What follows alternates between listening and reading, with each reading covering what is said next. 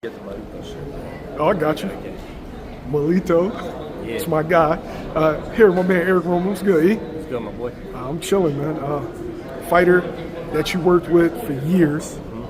Who's actually walking behind us. Yes, sir. Edgar Berlanga. Yeah. Edgar Berlanga is going to be facing Saul Canelo Alvarez September 14th. How you feeling about that fight? I think it's a grand opportunity. I think it's a fight that he worked his entire life for. Once Canelo got to the 168-pound division, he knew, that's all he spoke about, saying that ever since he was young. And I think that he's about to be a multi-millionaire, and he made it, he made it. No matter what, he made it. And I think it's going to be an exciting fight. I think he has all the tools, he's been well schooled. He lost himself a little bit, along the way, the changing of trainers and all that, but that happens. You know what I'm saying? You're trying to perfect your skill set. Sometimes you get lost in it. But I think that now he's back with Mark Ferret, and they mesh well. I think Mark is a great coach, and I think that Edgar's really going to come through and show a lot of people that they're wrong. Now, most people don't know, right? He was a boxer when you had him. Pure boxer, right? So most people just see the 16 first-round knockouts and think that he's a puncher. No. So they think that that's how he's going to come out in this Canelo fight. Yeah. What other layers does he have that we don't know about? Well, and he knows we used to talk about this when he was younger. I would say he's a 5-tool fighter, right? So he has everything. He has footwork, he has power, he has speed, he has IQ, and he has heart.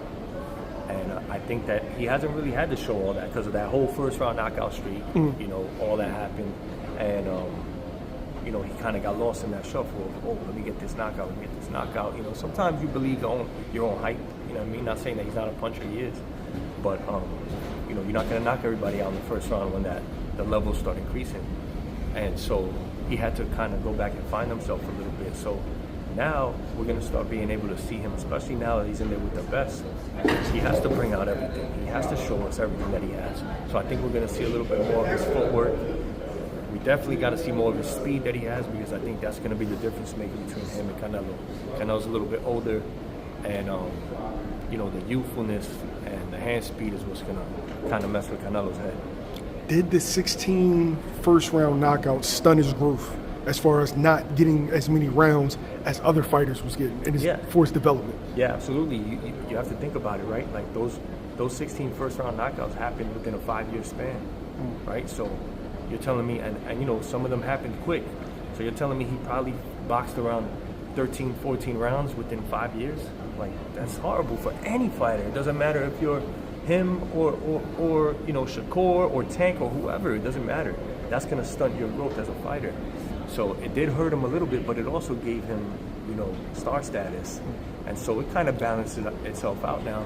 And that's where he is. You know what I mean? Now he's able to show who he is, to the whole world. What kind of Edgar Berlanga are you expecting September 14th? I'm expecting the best version of him. I'm expecting him to come out and take it to Canelo. I think he has no choice. You can't really try to outbox him and run around in circles and all that like how Charlo tried to do. I think he's big. He showed that he kind of has that size that Bivol has. Might be a little bit taller than Bivol. I'm not sure. He has, he's strong as shit. He could push Canelo back if he starts real early with a good jab. He has that Coach ER jab. He has the power to push him back. And I know he's been working on his legs a lot too. So he's gonna be able to push Canelo back. You know what I mean? And if he starts out trying to bully Canelo, we might see a whole different fight than everybody expects.